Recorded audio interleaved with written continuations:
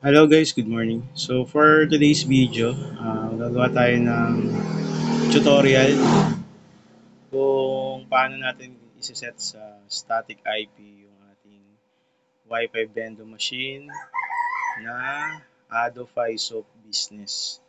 Okay, so paano natin yun gagawin? Papasok lang tayo sa admin portal. And ang reason pala kung bakit natin iseset sa static IP yung Adofy Soap kasi minsan ang may error siya na internet down. Pero in reality, meron namang pumapasok na internet, no? So, connect lang kayo sa SSID ng ating bendo. Ayan, Piso Wi-Fi. At access lang natin yung local admin niya. 10.0.0.1/admin. Mali. Ayan. So, enter nyo lang yung username and password. Okay? Once nandito na kayo sa admin, click nyo lang yung main menu. And then, scroll lang natin at hanapin natin yung network. Then, you can see, meron dito interface. Ayan.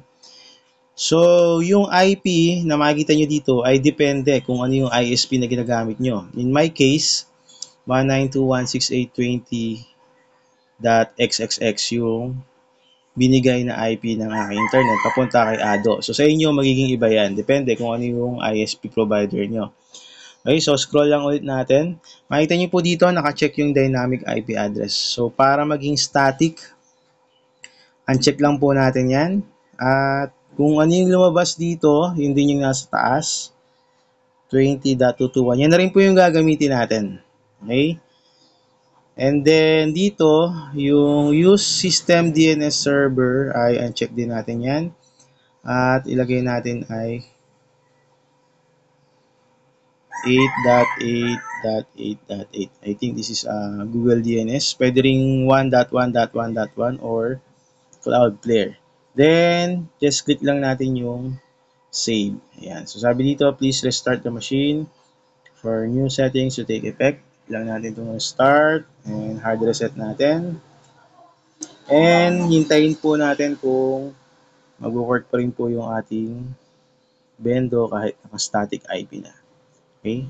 So, paki-take note po na yung IP na lalabas ay depende po kung anong ISP meron kayo. Hindi po pare-pareho. Huwag niyo pong gayahin yung nasa video. Yung IP na yon ay para lang po sa akin. Okay, so hintayin natin mag-reboot yung ating unit.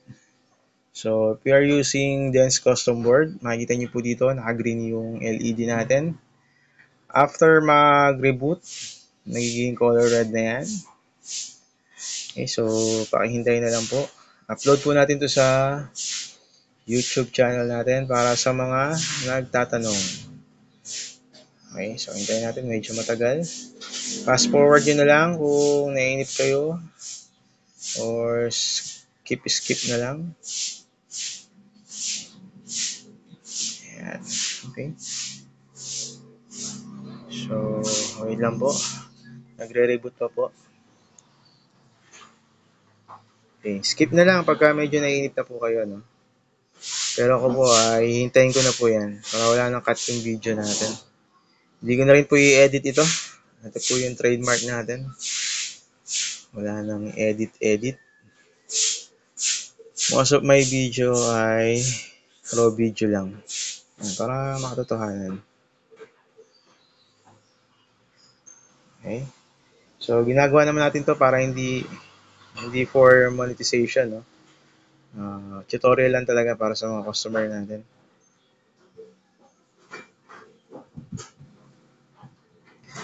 Okay, so wait lang natin mag-red. Yan, naka-green pa po.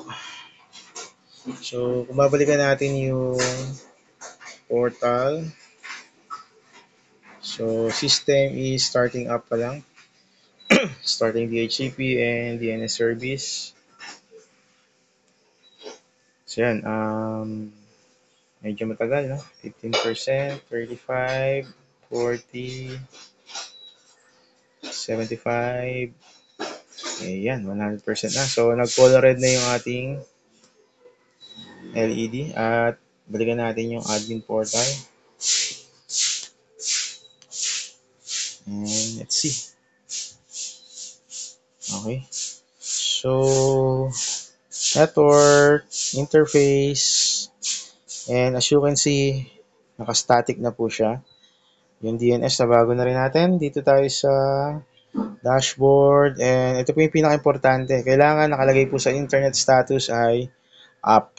Okay, so yan po yung reason kung bakit tayo nag-set sa static kasi sometimes may error dyan na internet down pero may internet naman. Okay, so hindi ko po ito pwedeng gawin kasi sabi ko nga magkakaiba yung IP address na binibigay ng ISP natin. So pag binenta ko po ito ay matik po siya naka dynamic. So ibabalik ko na po ito sa dynamic IP address.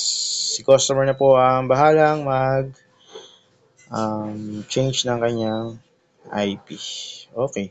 So, yun lang po. At kung may natutunan po kayo ay paki-click na lang po yung subscribe, paki-share na lang din po yung video. At maraming salamat po. Albert Pangilinan.